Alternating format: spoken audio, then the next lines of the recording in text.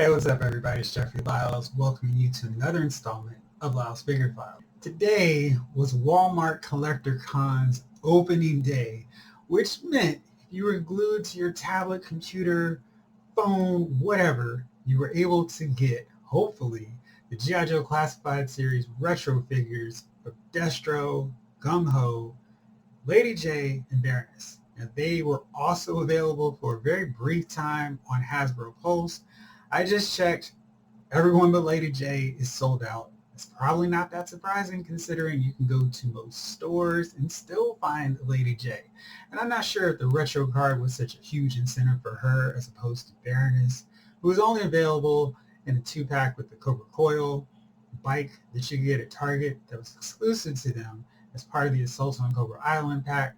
Destro, the main thing they did was they made his medallion silver like the original toy. He kept with an old school look, so that meant brightening up the mask, the gauntlets a little bit more, toning down the different hues of black so it's just one consistent base black, and then made the boots gray. And it's just keeping it more in line with the original version. I think that's what really made Gung-Ho such a popular choice for this retro series, because of all of the figures Hasbro's cranked out in this classified series line so far, he was the one that felt like the biggest departure from his RAH look.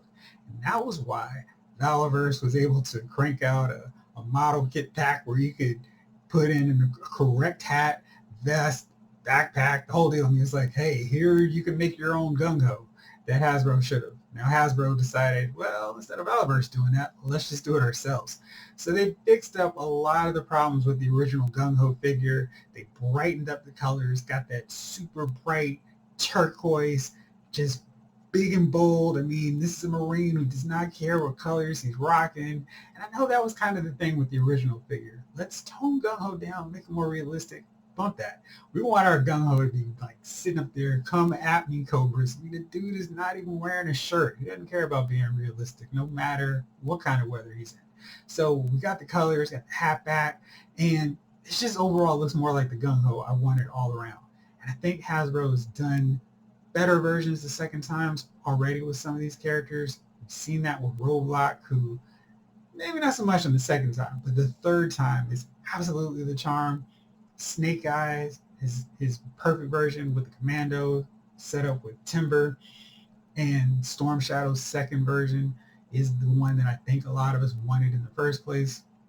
So I think the next version, the next character who is most likely to get an upgrade in this retro card series is Scarlet, because she's the figure who I think they really were trying to figure out that right blend of keeping elements of the original outfit while going ahead to the future. And I feel like she was the one that got a little bit too far away from them, because they were like, well, let's add this in, let's change this, let's add this. And her outfit was a little bit too busy. And I think going, just streamlining everything, we've seen it with Gung-Ho, they decided when applicable, let's just tone everything down, let's create new parts. So it's not like the retro line is a direct exact repaint. So we've seen it with Gung-Ho. I think Scarlett's clearly enough of a major character in the Joe mythos that they can just do her outfit right. We've seen that with Roadblock, so I would love to see her done in the retro series. But hopefully you were able to pre-order all those guys. I got Destro and Gung-Ho, like I said it was, because I really wanted that toned down version of Gung-Ho. I mean, Destro wanted that toned down version of Destro and that toned up version of Gung-Ho. So now I've got that all covered. And speaking of Scarlet, she's featured in the G.I. Joe Ultimates Wave 3 from Super 7.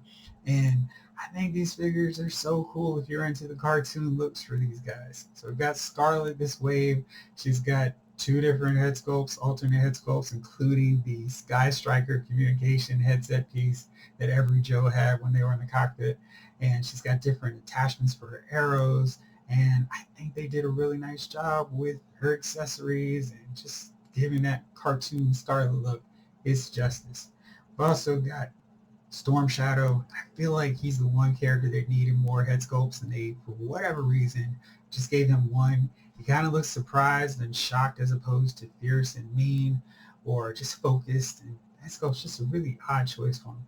Everything else is cool. He's got his arrows, his bow and arrow, some cool attachments, his throwing stars. I just wish they had just taken out a few of those to give us an alternate head sculpt, because he kind of needs it.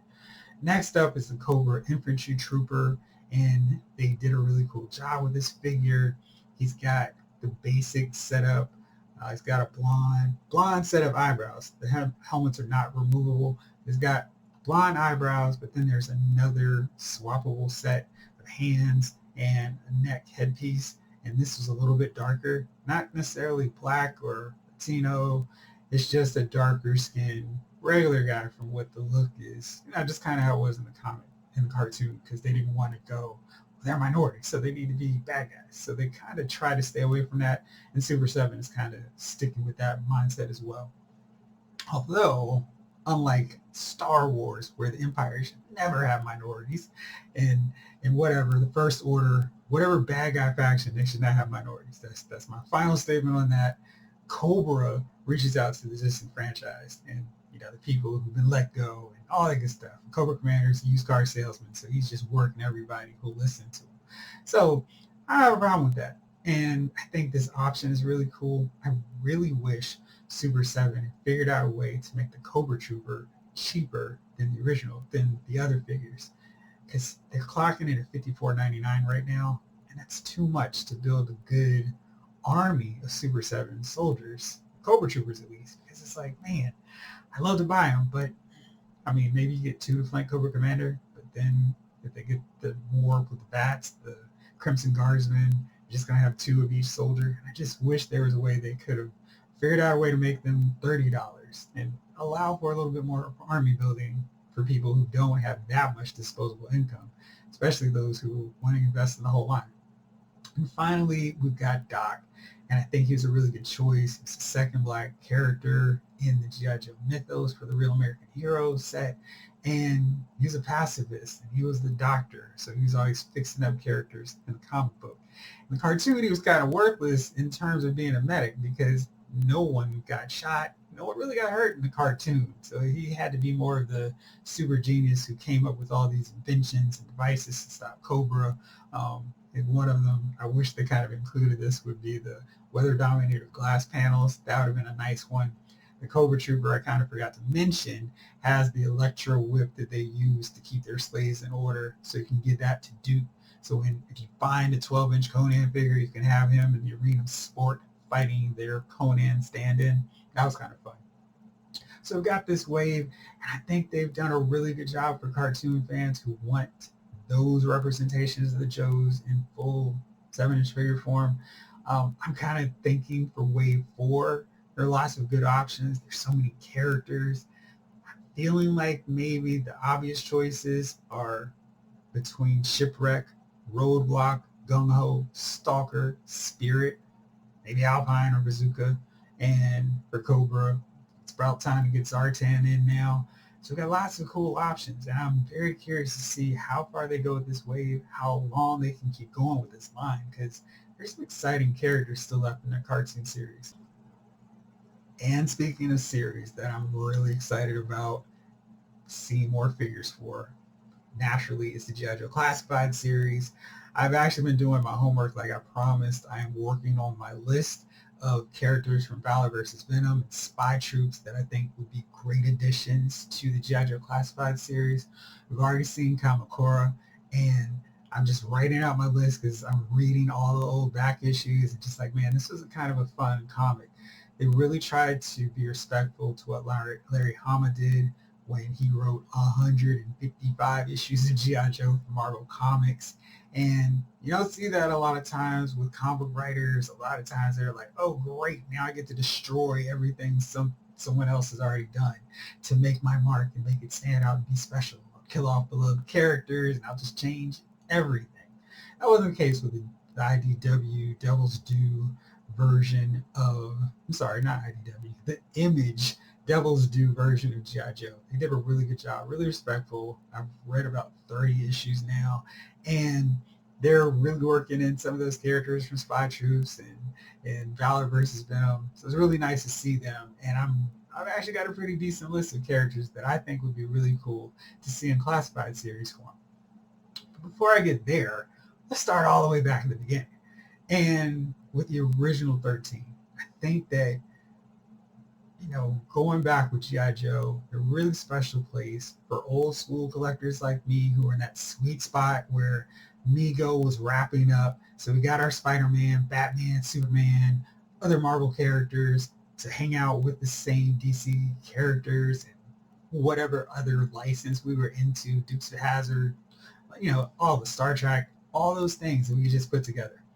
But it wasn't until Kenner's Star Wars line came in and ushered in this 3/4 inch era where it was like, oh cool, we get vehicles with the figures. Then G.I. Joe came along and it was like, oh man. And I think G.I. Joe and Star Wars were really the ones that took the most advantage of not just having figures, but having cool vehicles. Cool, not just like, let's slap some stuff together and call it a vehicle. They really incorporated that whole setup really well. And as you can see, I've got my G.I. Joe 3/4 inch 25th Pursuit of Cobra G.I. Joe retro figures all here. I don't have everyone because I did not get that 2-pack, that Target exclusive where it's the Mobat and Short Fuse and Steeler and some Cobra vehicle. I think it was the Hiss, but I didn't get that, so that's why I'm missing 2 of my original 13 members. But I'm just thinking Hasbro's already done a surprising amount of these guys, and I'm kind of curious which ones we'd like to see next. So for me, when I first started getting G.I. Joe, my very first 4 were Scarlet, Stalker, Snake Eyes, and Flash. And that was because they stood out the most. And it's kind of ironic because I'm like, oh man, I love how the original 13 had this uniform look. And my first ones were the unique ones. And there's just something about, just, oh man, I like these guys. And reading the bios, oh, they do this. Okay, I want this one. I feel like that's something that kids don't get to do. Kids still collect action figures, right? But I think that's something that's missing from figures when you see it on the stands now where it's like, oh, if you don't know anything about the character, you're not going to learn anything new. They're not really teaching you cool stuff like they used to back in the day. And I know I sound like an old fogey, but man, I wish they would do bios as cool as some lines like WWE. They do a really good job. The Masters of the Universe line does a really good job with their bios as well. And the Star Wars Black Series, yes. I just wish G.I. Joe was among that as well, because they were the ones along with Transformers that made that so important. Anyhow, another long rant over. So Scarlet, Stalker, Snake Eyes, Flash were my original 4 G.I. Joes, and I carried them everywhere. But I was super hooked very fast into this line. I remember buying them for $279. That was about $314 with tax, which I knew very well because that was the threshold to get a new G.I. Joe. So I would cobble the allowance money together, and now I've got enough to get another G.I. Joe to the collection. And so it was just every time I could go to Toys R Us. And back in the days when I was little, that aisle, when they had the long aisles, remember Toys R Us when they had Toys R Us stores here in the U.S.? And you just walk down the long aisle and everything was full of toys. I mean, it's just, that is something that nostalgia is not making seem better. They were literally just, the pegs were stuffed with toys, with figures. It wasn't this thing of, gosh, they've got this wave in here from 5 waves ago. Why are they getting new figures in? I'm not trying to make, I guess I am doing this whole nostalgia thing. I'm going with the original 13, so I'm going to go all the way back, right? And you could find figures. It wasn't this thing of, oh man, the scalper got him again. It was everything you wanted was always there. It was such a cool film, unless you were trying to get Transformers. Thankfully, that was not the problem when you were collecting G.I. Joes. It was just, hey, here they are. I'm going to get this one this time. So the original 13 was just such a cool setup because most of them were in green and they have little different elements. There were a lot of part reuse. One character was in black because they didn't have enough to cost out to make the full line. But they were so cool because it was like clearly they were part of a team. So anyway, I just wanted every one of these guys, and I've been able to collect them in multiple formats now, and I really want to see them in the classified series. Hasbro has really started to knock them out.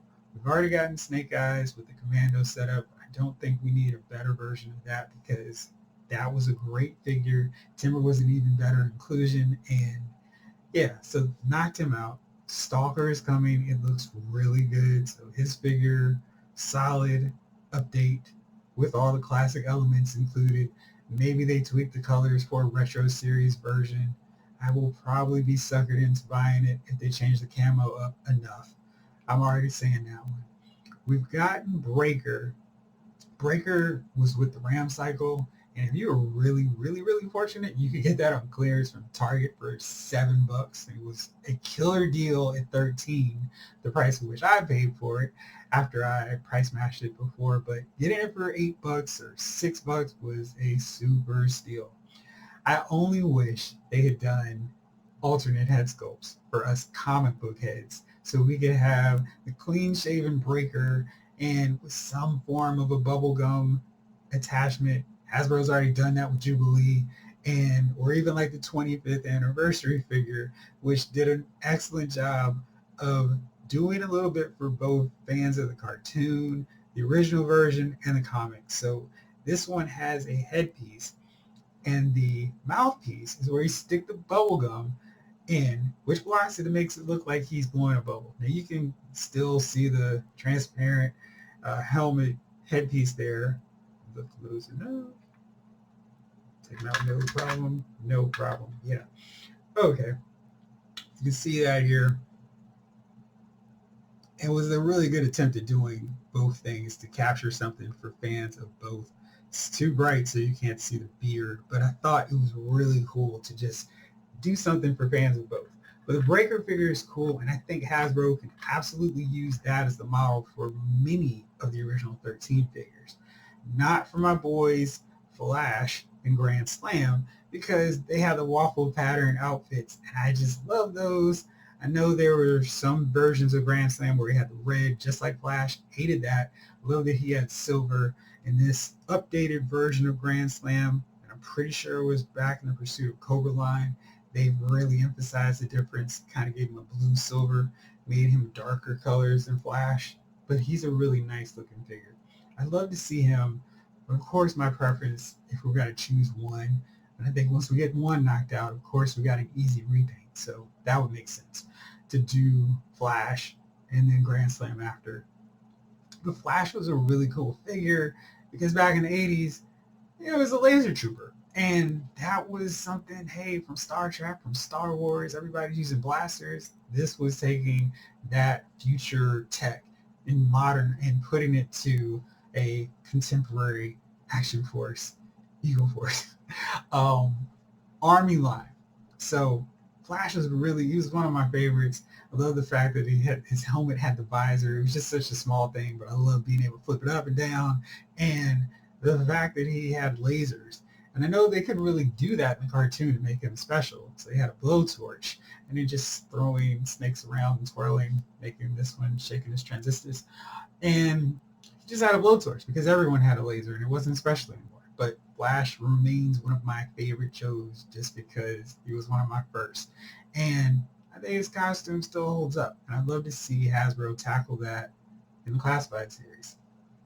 Then I think we also need to get Zap, because Zap was the first Latino Hispanic character in the Joe mythos. And much like Stalker, who was not a stereotype just because he was black, and Scarlet wasn't the damsel in distress, Zap stood out just because he was a good soldier, not because of anything else. And I love the fact that he had this big bazooka that he was using to take out Cobra his tanks, and all their heavy armored stuff.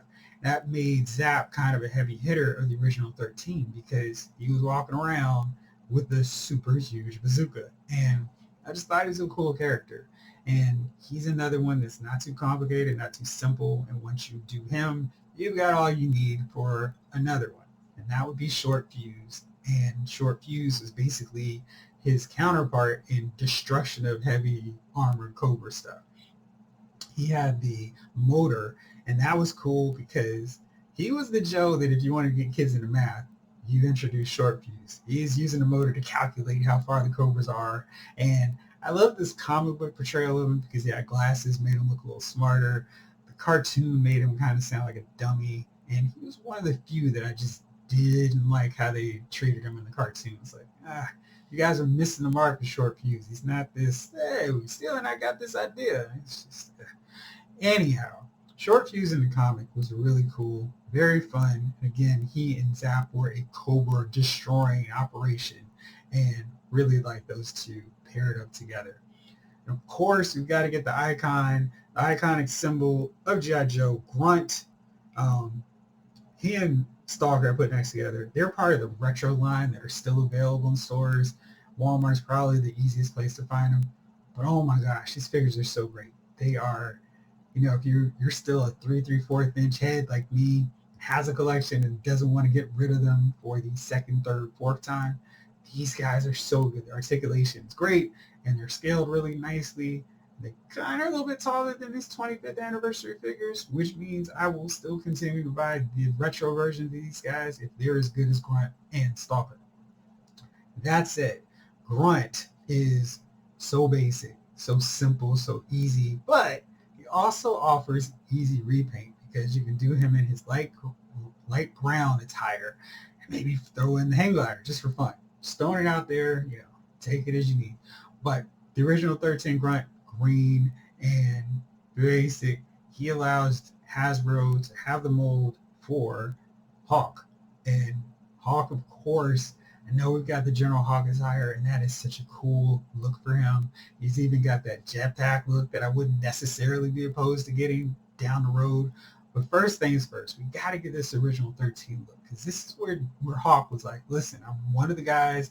I'm not just barking orders from afar. I'm right in the middle of the field. G.I. Joe issue 4, I believe it was. He and Grunt went undercover, and Snake Eyes is watching them take notes as they go into this Cobra training facility. And it just showed how cool that Hawk was. And so when Duke showed up in the cartoon, I was like, who is this dude and where is my boy Hawk? So that eventually got right and fixed up. You got to have Hawk with his crew cut, because this is an essential part of Hawk before he lets his hair grow out and becomes a little fancy general. So love to see Hawk set up in this with his silver, with his black straps, just stand out a little bit from Grunt and just lead the squad, because you got to have him as your leader. And next up, we've got to have Rock and Roll, of course, because this was the wildest 80s guy from the team at the time. And he had the big machine gun. He was the Joe that we typically saw riding the Ram cycle in the comic books and just mowing down Cobras with his machine gun, steering with the other. It was just a cool setup because this guy was wild and crazy, and he was a surfer, so he was kind of... Rock and Roll was fun in the comics. I feel like they did a pretty decent job, even though he had a limited amount of screen time in the cartoon. But Rock and Roll was cool, and I would love to see what they do with him and not just use a repaint of the Breaker that we've already gotten and throw some machine gun straps on him. Seen some fantastic customs where people have already done that. But I would love to see Hasbro make him a little bit different. Give him longer hair, a little bit. Not too much. Keep it somewhat regulation. And let that beard out a little bit fuller. And finally, my boy Clutch, the driver of the Vamp. I would love to see Hasbro get a Vamp out to us. I don't feel like that would be the most expensive vehicle they could put out early in the line beyond motorcycles, but this is the easiest vehicle to put together. It's just the wheels. I feel like when I got this 25th anniversary version, it was just 2 compartments, the top and the bottom, and you just push them in, and it was pretty simple. I think that would box up pretty easily and not be too ridiculously expensive. Maybe it's something that Hasbro explores on Hasbro Pulse as an exclusive. That would be fine. And I think they could get away with charging $80 for it. I think that would be reasonable for this. But as you can see, a cool part about the Vamp was it carried a lot of Joes. And this was true with the original vintage one as well. And I like the fact that it had wide open doors, like no doors. So you could just slide them right on in there, and you could have a Joe manning the turret, which I always thought was cool. And I'm pretty sure the vintage version had pegs, so you could put a few more Joes. My favorite vehicles were always the one that you could load up as many Joes, Cobras as possible on them. So definitely like that with the Vamp. Back to Clutch. Clutch was also portrayed very differently in the cartoon. He was an "oh shucks, I'm just happy to help, guys." But he was from New Jersey in the comic book and in the toy, so he shouldn't have a country accent. And in the comic, Larry Hama wrote him so cool. He was Guy Gardner before Guy Gardner. He was abrasive, a little bit arrogant. He had this contentious relationship with Scarlett. Like they weren't going to be in a couple a few months down the road.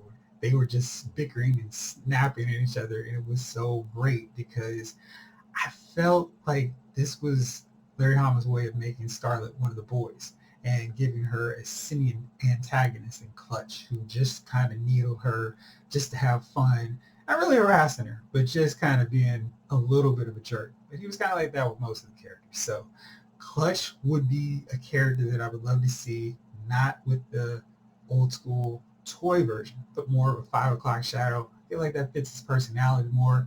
Being more of a gearhead who's like, wait, I've been in here how many days? I forgot to shave. I've been working on my vamp trying to get it fixed up. So I think for him, he makes more sense to have a 5 o'clock shadow. It helps differentiate him from the breaker that we've already gotten and rock and roll who's already got a beard. Because it was like there were a lot of beards coming in this G.I. Joe first wave. I like to see them break that up and just give him a different look. And I think the 5 o'clock shadow would really help a lot. He also had a different attire and one of the few that just was not reused for the others. And that was a cool look. And because he came with the vehicle, really helped to make him stand out as well. And finally, Steeler, the driver of the Mobat. And I don't know if you had this, but it was so fun to have a remote controlled tank to just pilot around the basement floor like I did. And Steeler wasn't necessarily the most, oh wow, he's such a cool looking character. But I love the little visor that he had that he could raise up and down. And he was dressed like a tank driver. And he didn't need to look as cool because the dude was in the tank all the time. So I love to see Steeler in the line. I feel like the only way we can get a Mobat is through a HasLab presentation. And if it had little slots where I could open and put Breaker and Clutch in there with them so I could, revisit tanks for the memories from G.I. Joe issue 8, I think, that would be really fun. That was not issue 8. I think that was issue 5. I don't know why I'm going back through this because I'm going to have to correct it later. But I think that was the issue it was in. Anyway, they were fighting Cobras in the tank. Steeler is cool because of that. And maybe this time they give Steeler a removable helmet. And he has the blonde hair to harken to his cartoon version before he goes to the alternate world and marries Baroness. Anyhow, Steeler would be really cool. I think he would make sense for a HasLab with the Mobat. I think that would be an easy way to get people to buy him and get one of the signature G.I. Joe vehicles. I think that, along with the Whale, Dragonfly, and the Sky Striker, and the Vamp, are the ones that you really, really, really have to have. I think there is no way, unless you have a super massive house or major backyard, that we could get the ultimate, the most ridiculous thing ever, HasLab version of the USS Flag. Maybe we'll get that for a 334 line because I'm still waiting to get one. Anyway, so that's it for the Ritual 13. Those are the ones I love to see soon because I feel like, without them, we don't have the rest of those really cool, wild characters like Beachhead, Sergeant Slaughter, Iceberg, and Sci-Fi, Lowlight, etc., Bazooka. And so love to see these guys in the Classified series line. If I'm going to choose one that I want right away, my priority one, it's going to be Flash. Just because that's one of my favorite original Joes. And, I love to have my original foursome of Stalker, Snake Eyes, Scarlet, and Flash in Classified series form. So that's my pick. And let me know who you want to see in this. And also let me know who you want to see in the Ultimates Wave 4, because I think they've got lots of great options for that as well. And while we're at it, why don't you let me know who you were able to get from Walmart CollectorCon, if you were able to successfully pre-order that gung-ho. And if you've been reading the Devil's Due G.I. Joe, or if you were a fan of that back in the day, drop me a line and let me know who you want to see in Classified series to join Kamakura as one of the original members of that lineup that made its way into the Classified series. As always, thank you so much. I'm definitely trying to make sure I respond to everyone's comments, and just thank you so much for taking the time to watch and check it out. And if you like more, just subscribe and I'll keep you in the loop for all my new videos. Thank you so much as always for watching. This episode of Loud Figure Files has been filed.